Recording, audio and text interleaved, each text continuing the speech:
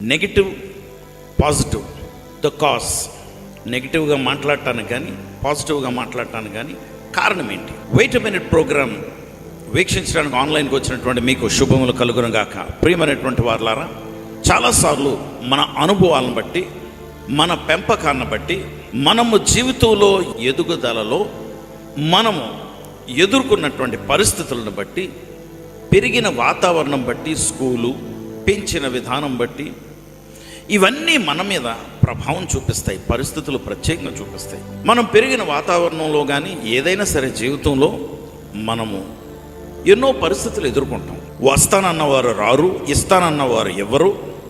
చిన్నప్పటి నుండి మనకి ఈ అనుభవాలు వస్తూనే ఉంటాయి. మన తల్లిదండ్రులు కూడా నేను కొంటానంటారు కానీ కొనరు. ఆ పండుగ దినం వస్తే మన సిబ్లింగ్స్ కంటే మన తమ్ముడు, చెల్లి, లేకపోతే అన్నయ్య, అక్కకి అది వస్తువు ఏదో కొంటారు. నీకు వచ్చే సంవత్సరం కొంటానులే అమ్మా అని చెప్తారు. ఇంక మళ్ళీ కొనలేరు. మరి కొనరు, మొత్తానికి మనము పొందుకోలేము, వాళ్ళు మర్చిపోతారు అనుకుందాం. ఏదైనప్పటికీ ఈ భావము లేకపోతే ఈ అనుభవం బట్టి మనలో నాకు ఎవరు, నేను అర్హురాలను కాదు అని భావం మనలో పెరుగుతుంది. దేవుని బిడ్డలారా, నేను పుట్టక ముందు మా నాన్నమ్మ నన్ను పెంచుకోవటానికి అడిగింది. ఎందుకంటే నేను గర్భంలో ఉన్నప్పుడు నా తల్లిదండ్రులు అబార్షన్ చేయించుకుందాం అనుకున్నారట. అయితే మా నాన్నమ్మ వద్దు, చేయొద్దు, అలాగా నాకు ఇచ్చాడు, నేను పెంచుతానని చెప్పి నన్ను బాల్యతనము శిశువుగా ఉన్నప్పుడే తెచ్చేసుకుంది పెంచుకోవటానికి. కనుక నాకు తల్లిదండ్రులు ప్రేమ అనేది తెలియదు. నాన్నమ్మ ప్రేమ తెలుసు, అత్యధికంగా తెలుసు నాకు. కానీ సమ్మర్లో కానీ, ఈ క్రిస్మస్ హాలిడేస్లో కానీ, వింటర్ హాలిడేస్లో నేను మా నాన్నగారు అమ్మగారి దగ్గరికి వెళ్ళేవాడిని. అక్కడ మా చెల్లి, తమ్ముడు కూడా ఉండేవారు. ప్రతి విషయంలో కూడా ఆ వ్యత్యాసం నాకు కనబడేది. ఎందుకంటే మా అమ్మగారు నన్ను పిలిచినప్పుడు మా తమ్ముడి పేరుతో పిలిచేది. నాకు అనేది ఒక పేరుంది, ఒక పెద్దోడా లేకపోతే బుజ్జోడా ఏదో ఒకటి ఉండాలి, అది ఏం లేదు. వాడి పేరుతో నన్ను పిలిచేవారు. అంతేకాకుండా నాకు ఏదైనా వచ్చాడు కదరా పాపం, వాడికి ఏదన్నా చేయనివ్వరా అని ఆవిడ అలా సానుభూతితో ఏదన్నా తయారు చేస్తున్నా ఎప్పుడు వాడికే చేస్తాం అని చెప్పి వాడు గొడవ పెడుతుండేవాడు. మా చెల్లి కూడా మూతి ముఖం తిప్పుకుని ఉండేది. కనుక ఎప్పుడు కూడా I was the but of jealousy, అంటే అసూయకి నేను గురైపోయాను. అయితే ఈ వ్యత్యాసంలో పెరుగుతున్నటువంటి ఆ బాలుడి పరిస్థితి ఆలోచించండి. ఎంత నెగిటివ్ థింకింగ్, నెగిటివ్ ఆలోచనలు. నేనంటే ఎవరికి ఇష్టం ఉండదన్నమాట అనేవి కాకుండా, బాల్యతనంలో గర్భంలో ఉన్నప్పుడు వాళ్ళ తలంపు ఏంటంటే అబార్షన్ చేయించేయాలి అని మాట్లాడుకున్నారు. ఆ మాటలు గర్భాల్లో ఉన్నటువంటి శిశువులు వింటారు. తల్లిదండ్రులారా, మీరు మాట్లాడుకున్నటువంటి ఎన్నో మాటలు, మీ తిట్టులు, మీ బూతులు, మీ అమానుషమైనటువంటి ప్రవర్తనలు వాళ్ళు గ్రహించారు, వాళ్ళు విన్నారు.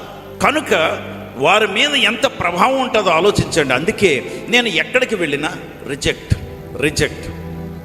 ఎవరికి కూడా వద్దు, నువ్వు వెళ్ళిపో, నువ్వు డిస్మిస్డ్, నువ్వు రావద్దు. కనుక దేవుని బిడ్డలారా, నేను పెరిగిన వాతావరణంలో నెగిటివిటీ ఎక్కువైపోయింది.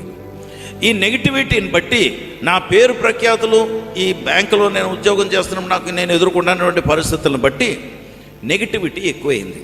అందుకే కొరింథీయులకు రాసిన 2వ పత్రిక 4వ అధ్యాయము 14వ వచనంలో దేవుని బిడ్డలారా రాయబడిన మాట ఏంటంటే, we also believe and therefore speak. అంటే మేము విన్న దానిని బట్టి మేము మాట్లాడుతున్నాం. ఏంటది? కొరింథీయులకు రాసిన 2వ పత్రిక 4వ అధ్యాయం 14వ వచనం, ఇంగ్లీష్లో 13వ వచనం, we believe and therefore we speak. మేము దేని మీద అయితే నమ్మకం పెట్టాం దానిని బట్టి మేము మాట్లాడుతున్నాం. అంటే నా జీవితం అంతా దేని మీద నడిచిందంటే నెగిటివ్ అనుభవాలు, నష్టాలు, కష్టాలు, తృణీకరణ, ఇలాంటి నెగిటివిటీ మీదే నేను పెరిగాను. కనుక నా నోటమ్మట వచ్చే మాటలు ఎలా ఉంటాయంటే, నా గతంలో ఉన్నటువంటి అనుభవం, నా బిలీఫ్ ఏంటంటే నేను చేత కాదు, నాకు రాదు, నేను పాస్ అవను, నేను వెళ్ళను, నేను ఉండలేను, నేను చేయలేను, నేను చదవలేను, ఇలాంటి వాటి మీద పెరిగిందనమాట. కనుక నా విశ్వాసం దేని మీద పెట్టానంటే నా నెగిటివ్ ఆలోచనలు, నా నెగిటివ్ అనుభవాలు, నా ఫెయిల్యూర్స్ వీటి మీద పెట్టాను కనుక నా నోరు ఏం మాట్లాడుతుందంటే నెగిటివ్ మాటలే మాట్లాడుతుంది. దేవుని బిడ్డలారా, ప్రభు అయినటువంటి యేసు దగ్గరకు వచ్చిన తర్వాత నా జీవితాన్ని తారుమారు చేసేసాడు ఆయన. అందుకే నువ్వు చేయగలవు, నేనున్నాను కదా. నీ ఫెయిల్యూర్ని నా మీద వేసుకున్నాను, నీవు వెళ్తావు, ఎందుకంటే నేను తీసుకువెళ్తాను. మరణించి నీ కొరకు మరణించి నీ చేతకానితోనూ నీ ఓటములు, నీ నష్టాలు, నీ కష్టాలు, నీ వ్యాధులు ఇవన్నీ తీసుకెళ్ళి సిలువ మీద నేను మేకులతో కుట్టేశాను. నీవు నా దగ్గరకు వచ్చి క్షమాపణ అడిగితే నీ జీవితాన్ని మారుస్తానని నాతో మాట్లాడిన దేవుడు కనుక, ప్రభా నన్ను క్షమించండి అని చెప్పిన వెంటనే నన్ను క్షమించారు. నా జీవితాన్ని తారుమారు చేసేసారు. యథార్థంగా చెప్తున్నానండి, అబద్ధాలు ఆడవలసిన పని నాకు లేదు. ఆ పరిస్థితిలో ఆ కొండ మీద ఆ రోజు నవంబర్ 4వ తారీఖు 1993వ సంవత్సరం యేసు ప్రభు వారు మాట్లాడిన తర్వాత ఆమేనని, నన్ను క్షమించు ప్రభు అని చెప్పిన తర్వాత ఆమేనని పైకి లేచి నిలవబడ్డానండి. ఎక్కడ లేని కాన్ఫిడెన్స్ వచ్చింది. ఈ లోకాన్ని నేను ఎదుర్కొంటాను, ఎవరు నన్ను ఏం చేయలేరు అని నేను కాన్ఫిడెన్స్తో కొండ దిగానండి. కాన్ఫిడెన్స్తో, ధైర్యంతో కొండ దిగాను. పరిస్థితులు ఎదుర్కొంటాను. అప్పటి వరకు పిరిగి పందలాగా పారిపోయాను. 1 సంవత్సరం బ్యాంకు నుండి పరారైపోయాను. ఎందుకంటే నెగిటివ్ ఆలోచనలు నన్ను నడిపించడం మొదలుపెట్టాయి. నెగిటివ్ ఆలోచనలు నాలో స్థిరపడిపోయాయి. కానీ యేసు ప్రభు వారు వాటినన్నిటినీ తారుమారు చేసేసారు. He constructed new belief system in me. అంటే ఒక నూతనమైనటువంటి నమ్మిక నాలో ఆయన కట్టడం మొదలుపెట్టారు. ఈ కట్టడి దేని మీద ఆధారపడ్డదంటే ఆయన రక్తం మీద. ఈ కట్టడి దేని మీద ఆధారపడ్డదంటే ఆయన సిలువ మీద. ఈ కట్టడి దేని మీద ఆధారపడ్డదంటే ఆయన త్యాగం మీద. కనుక నువ్వు కూడా నీ జీవితంలో మార్పు చెందబోతున్నావు దేవుని బిడ్డ. ఆయన మీద నీ జీవితాన్ని కట్టుకో. ఆయన దగ్గరికి వచ్చి క్షమాపణ అడుగు. ఆయన మీద నమ్మకం పెట్టు. నీ ఆలోచనలన్నీ మారిపోతాయి. అందుకే రిన్యూ యువర్ మైండ్స్ అని బైబిల్ చెప్తుంటుంది. అంటే నీ మనస్సుని నూతనపరచుకోవలసినటువంటి విధానం ఏంటంటే క్షమాపణ అడిగితే ఆయన క్రీస్తు యేసుకు కలిగిన ఈ మనస్సు మీరు కలుగుంటారని కొరింథీయులకు రాసిన 1వ పత్రిక 2వ అధ్యాయం 16వ వచనంలో రాయబడిన మాట. May you have the mind of Christ. యేసుక్రీస్తు వారి మనస్సు నువ్వు కూడా కలుగుందువు గాక. పరిశుద్ధుడా ప్రభా, నీకు వందనాలు, స్తోత్రాలు.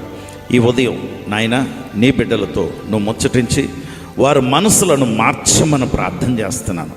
వారికి నీ మనసును నువ్వు దయచేసి వారి ఆలోచన సరళి, వారి ఆలోచన విధానం మార్చమని ప్రార్థన చేస్తూ యేసు నామములో ప్రార్థించి వేడుకొంచున్నాము తండ్రి. ఆమేన్.